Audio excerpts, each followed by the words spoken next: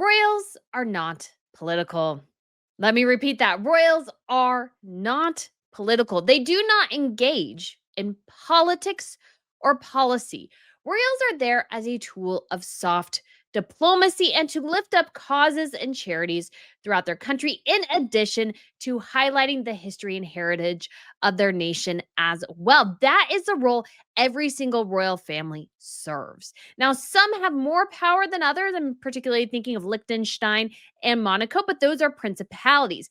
Every other monarchy at this point is part of a constitutional monarchy, which means they are not paid, if you want to put it that way, to have a political opinion. They are paid as a tool of soft diplomacy to retain their neutrality so that somebody like President Donald Trump, who you could argue is somewhat a divisive figure within the rest of the world, does not feel any of that when he is interacting with them.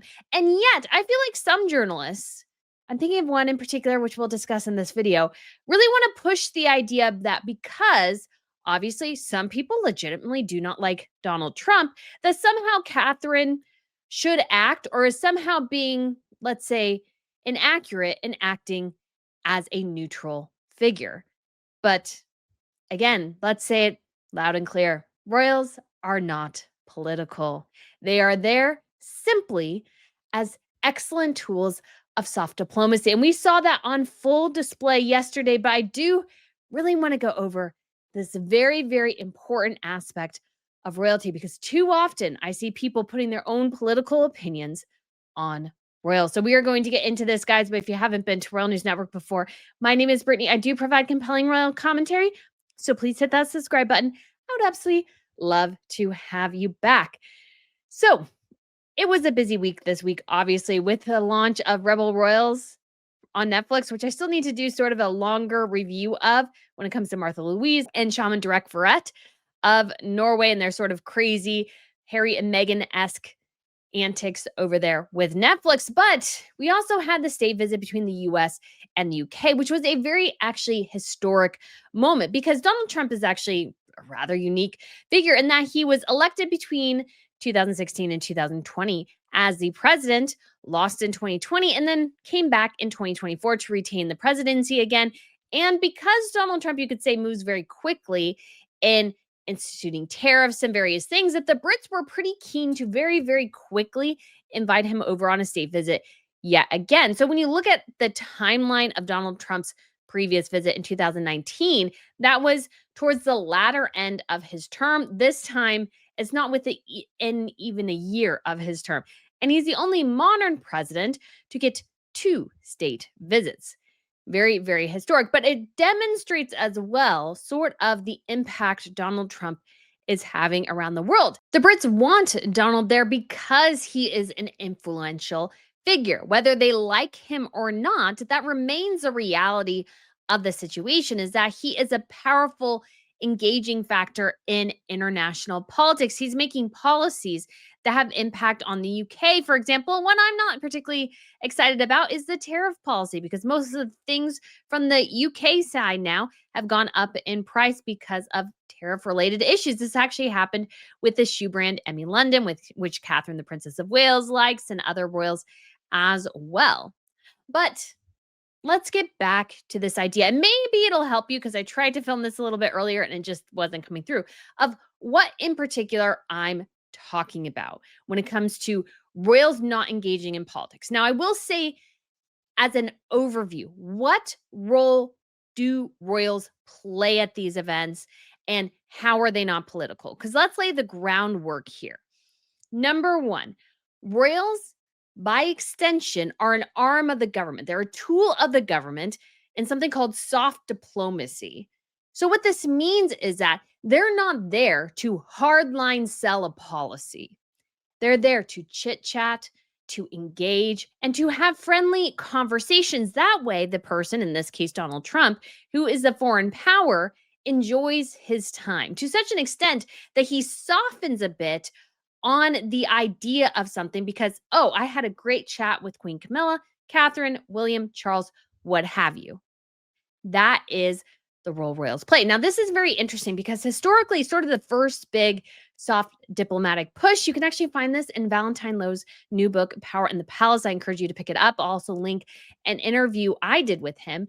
The first time this happened was really Edward VII. So this is the king after Queen Victoria. So he was in the very early 1900s. She died in 1901.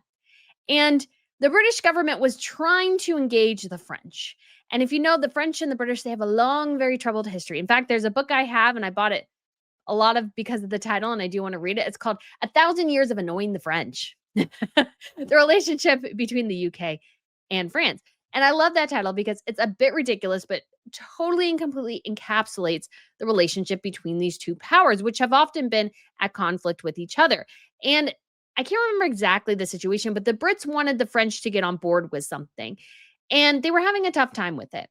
And Edward VII, and this is past the point of Queen Victoria, who was very engaged in politics, Edward was sort of walking back a little bit. He decided, you know what? I'm going to, let's say, ignore advice and kind of go around what the government wants. And I'm going to go and I am going to chit chat with the people in France.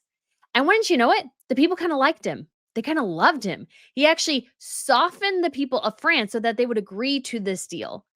And of course, he met with not only sort of lay people, but also, I think, the president of France at the time as well. And it worked 100%. It worked. And this is what royals do. So he was advocating basically for a policy of the British government, but he was doing it in a very subtle way, which was just that I'm going to engage in with the French people, get them to like me. If they like me, they're going to perhaps like or be more flexible to the policy the government is trying to push. And I think that's a really great way to see it. Again, it's a historical example. It's sort of been refined over time. But royals generally, in addition to obviously being this tool of soft diplomacy for whatever party is in power, just in general, can't really go against, let's say, the party line of whoever is in charge. So, what the royals do, and again, they don't really engage in politics anyways, but as an extension of the arm of the government, their job, if it's a labor government, is to reflect, at least in conversations, and again, very lightly in diplomatic settings, labor policies. So, if Donald Trump asks them, let's say, something particular about a particular policy, Catherine and William and Charles and Camilla should be briefed enough to say something that reflects and acknowledges the policy that the labor government is interested in, while not really pushing it, but being able to at least explain it or something to that effect. That's what I would imagine the surface level of Catherine and William have in terms of their interaction. So, for example, it would be in complete bad form for a royal to go into an event, and while the labor government's in power, is sort of advocate to Donald Trump a conservative government party policy. That just would not be appropriate in that circumstance. And when I mean conservative, I mean the Conservative Party in the UK. So they're not supposed to be an arm of the labor government and then advocate for conservative government style policies. It just wouldn't work. But again, they shouldn't even be that much engaged with that. And in addition to all those things, because of this role that royals play, anytime they're at an official event, they should be lovely and diplomatic and kind and gracious to the people that they are hosting. This is not the time to grandstand on your politics.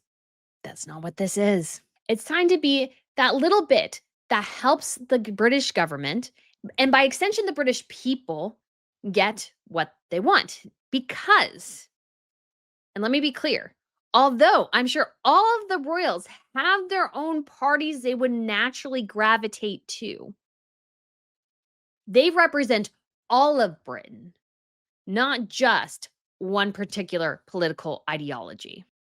So when it comes to a royal, they represent the people, and let's just take Trump, because again, Trump is a very divisive figure. Some people like him, some people loathe him. There's people in the middle, let's be honest. So Catherine and William, there are people who are going to protest against Trump being in the UK, and there's going to be some people who love Trump being in the UK. Catherine and William and Charles and Camilla's job is to represent all of them, not just one side.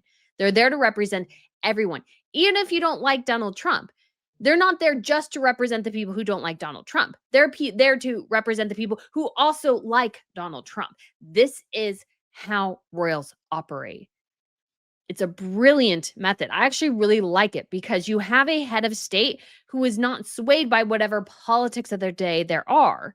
They are just standard. It goes through the family. You don't have these ups and downs and ins and outs and all these sorts of things, which we have in the US system. Instead, there is one basically head of state who is there to just be neutral, to just be sort of a fatherly figure, you could say, in the country, or a motherly figure, depending on what type of monarch is in power. And it's a system I really like. But we have some people who I feel like, at least some in the media or kind of this new media that are developing, that seem to think that the royals, and I'm not trying to be rude here because I genuinely don't try to talk about other creators. But again, I feel like this is so critical to understand and to not get mired in the politics. Because even if I'm trying to be as neutral as possible, I'll have people who scream I'm MAGA and people who scream that I don't like Trump. Well, number one, I actually think I'm working well there if you can't tell which one is which, because my point is to be as politically neutral as possible, which is why I don't talk about politics on here very much at all, is because I'm trying to be as neutral as possible, because that's what royals do. However, I make maybe a bit of an exception here, even though I don't feel like we're talking about politics. What we are talking about is the role royals play within the sphere of diplomatic influence that they have. I did a previous video on this with the Dutch when Donald Trump was there in the Netherlands for an event. And of course, people got really huffy about that. But we need to look at this in a real way, not putting our politics in, because the danger here is that if Catherine, and I'm particularly talking about Catherine because we'll get to the post that is about her in a series of Instagram stories. If Catherine was, let's say, pushed, or she looks bad, let's say, for not acting on some people's negative feelings about Trump, I feel like that gives people an unnecessary. Catherine is not there to, let's say, dump champagne in Donald Trump's lap because you like it politically. That is not what she is there to do. That should never be what she does. The royals are there to host everyone equally, even detestable figures. Because I mean, nobody's talking about Xi Jinping, and Catherine stood next to and sat next to Xi Jinping of China, who in some ways you could say has done far worse than Donald Trump. But some people just can't seem to understand that. So it's almost important to highlight it as an educational opportunity of what royals do, because I want royals to survive, because I like royals. I like the tiaras. I like the pomp and ceremony. I love all state events. They're so fun. But if royals start getting political, they are no longer going to be royals anymore. They're going to be politicians, and they will be very easy to kick out of power. So don't encourage somebody's, let's say, bad feelings about something, because that's not what royals exist to do. So, again, let's look over what I'm talking about. So, we'll start at this one. This is from Elizabeth Holmes. If you're not familiar with her, she runs a blog called So Many Thoughts. And so, I was going to go through these as a series just to see things, but I did want to highlight one thing down here. She talks a bit about how much Donald Trump obviously is very interested in the British monarchy and stuff like that. But then she goes, it says, the red is familiar too, a color she favors, a nod to MAGA, flag dressing with Camilla, who wore blue, or just an autumnal choice. Now, it's just, again, a nod to MAGA. Well, can it just be a nod to Trump? Why does everything have to be like MAGA coded or something? I just find that to be a bit ridiculous, because you don't necessarily have to be, let's say, MAGA to like or dislike Donald Trump's policies, or I guess apparently like Donald Trump's policy. So let's get here. And this is weird, but after the big smile upon greeting Trump, the beau put the princess back forth as almost like a present. The razzle dazzle to show tip here into something else. And it went over to the top gesture are the point, but when it comes to the president, so like, are they serving up Catherine? Like, is that the implication that they're serving up Catherine on a platter to Donald Trump? No, no, she likes bows. Not everything has to be super complicated here, guys. But this is the one that really got me thinking. This is the post, ladies and gentlemen, because we need to read this here. And she pulled up this particular picture of Catherine and Donald Trump making a particular implication about it. So let's go ahead and read it here. It says Catherine was seated next to Trump at dinner. There are only a handful of photos, but they are dot dot dot memorable. Now they're not actually particularly good, but the British, I'm sorry, they suck at covering state events or allowing coverage of state events to be good. I just have to say that. I watch a lot of the state events in other countries. I just don't feel like it's particularly good. This, I would imagine, cements her standing with MAGA specifically and conservatives more broadly, who I found anecdotally to be enthusiastic royal followers already. Okay, why does it cement anything with MAGA? Her job is not to be political. It's not to score points with MAGA. She's there to be nice to the guy, to have a conversation with the dude, not to pour champagne on his head, as I feel like some people want her to do. Like, her job is to be there and to be nice to the guy. That is her sole job, is to have a conversation with the guy. What's the issue? That's her job. Her job is not to, like, I don't think she even thinks about MAGA, for Pete's sakes. Like, that puts an unnecessary political spin on this. Catherine is there, again, as a tool of soft diplomacy for the British government. She's there to have a conversation with the guy. She's there to have a conversation with him. That's it. That's it. It's not like some big conspiracy or something. And maybe conservatives, I mean, like, what does it matter that she's like trying to get this like thing on her side? I guess. I don't know. I don't get it. But it does feel, again, unnecessarily political. Royals are not politicians, they're not engaged in politics. She is there to chat with the guy over dinner. Anything deeper than that is something for Keir Starmer and his government to determine. And it goes on to say, but what about everyone else? Everyone else? You mean everyone else? Again, she does not represent your political party persuasion. She does not represent my political party's persuasion. Catherine is there to represent all political parties in her country. That is her job. Those in the UK, where thousands are protesting this state visit. Well, thousands are protesting, millions are not. She is there to represent however many million of people are in the UK. Millions of people, excuse me. How many ever millions of people in the UK, that's who she's representing. She's not representing those few thousand who are protesting, even if it is thousands of people. Could be a couple hundred people. She's representing them too. She's representing them all. That is her job. Or in the US, who have been harmed by Trump and his policies. She's not representing the US. She's representing the United Kingdom. There's a difference. Kate has always been thought to be playing the long-term legacy game. I mean, like, come on. So yes, Catherine is playing the long-term game, like Her Majesty the Queen, who did not say if she liked or hated Trump.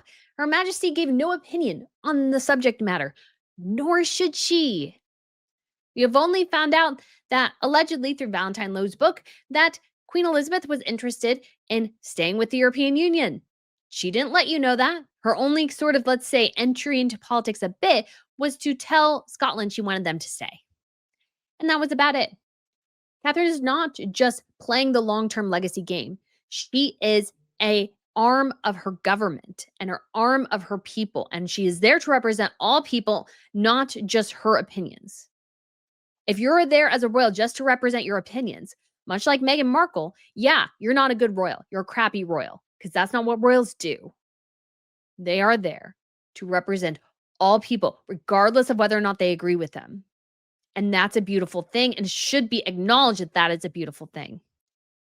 Will this be received as a moment when she rose to the occasion on behalf of the British government to help the country, or picked a side in our polarizing times? Well, it's polarizing to you, but it's not polarizing to me. She's doing her job. And I keep saying that a lot, but it just deserves to be reiterated. What else do you want her to do? Again, I feel like this is asking for Catherine to like throw champagne in his face or something in protest of ICE or something. I don't know.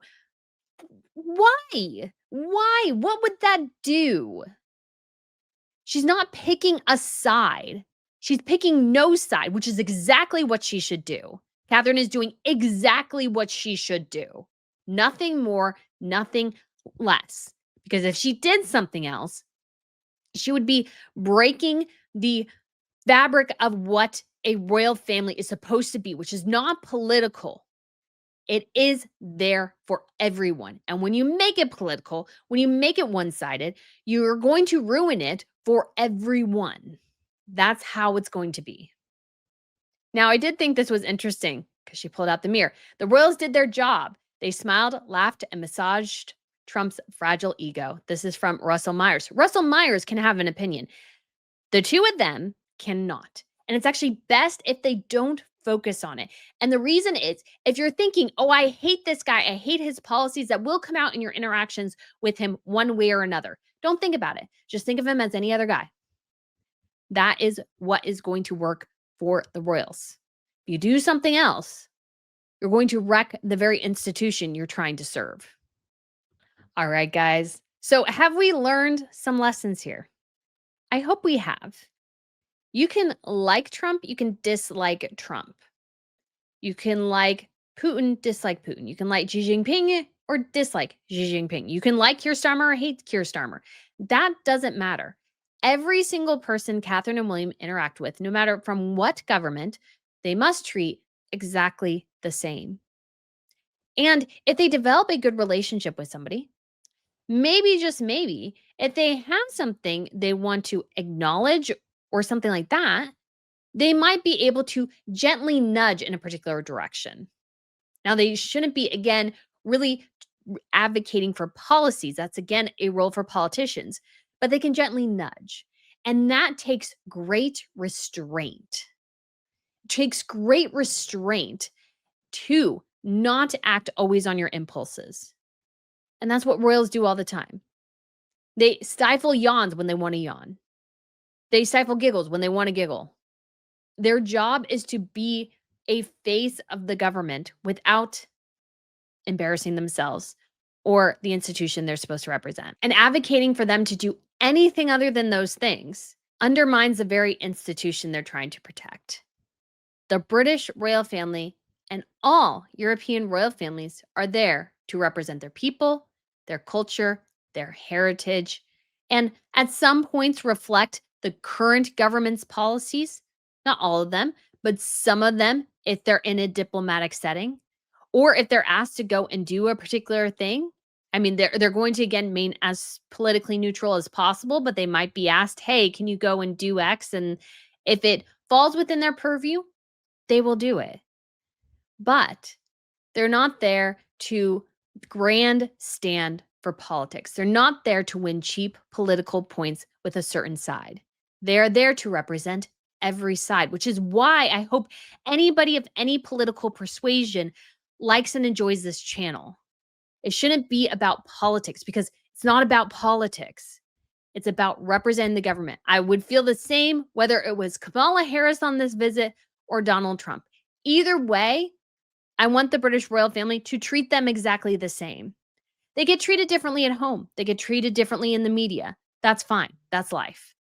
But if the British royal family indulges its every political impulse, it will no longer be the British royal family. It will simply be the Labour royal family. And I don't think anybody wants that. I feel better with the royals just being nice to people, because what happened, ladies and gentlemen, to just being polite to somebody? Even if you disagree with them, be polite, be nice, be kind. Even if I interviewed Harry and Meghan, I'd still be polite, kind, and nice. I'd give them tough questions, but I truly believe in actually being kind to people. That does help you. I don't feel like anybody should be trying to win favor with one party or the other when it comes to royalty. I'm definitely not. I'm here to enjoy the pomp and ceremony. I want to have fun with it. I want the whimsy. I want the fairy tale princess, guys, because that's what royalty is. If you're going to get mired in the politics, it's going to wreck the whole thing. And we already have people on X and other places that want to wreck this fun. Let's let this be a fun, engaging place and not a place mired in politics. So use Catherine as an example and have a conversation with somebody that, yeah, maybe you don't agree with them on a lot, but you can still chat. You can still be one human being speaking to another, because that's exactly what Catherine was doing. That is exactly what, if you want to get political again, Charlie Kirk was attempting to do, is having conversations with people. Let's talk. Let's not care about politics as much. Just have a conversation, be nice, be kind, and learn from one another. So guys, thank you so much for watching. I hope you enjoyed it. Let me know what you think, and I shall speak to you again very soon. Bye.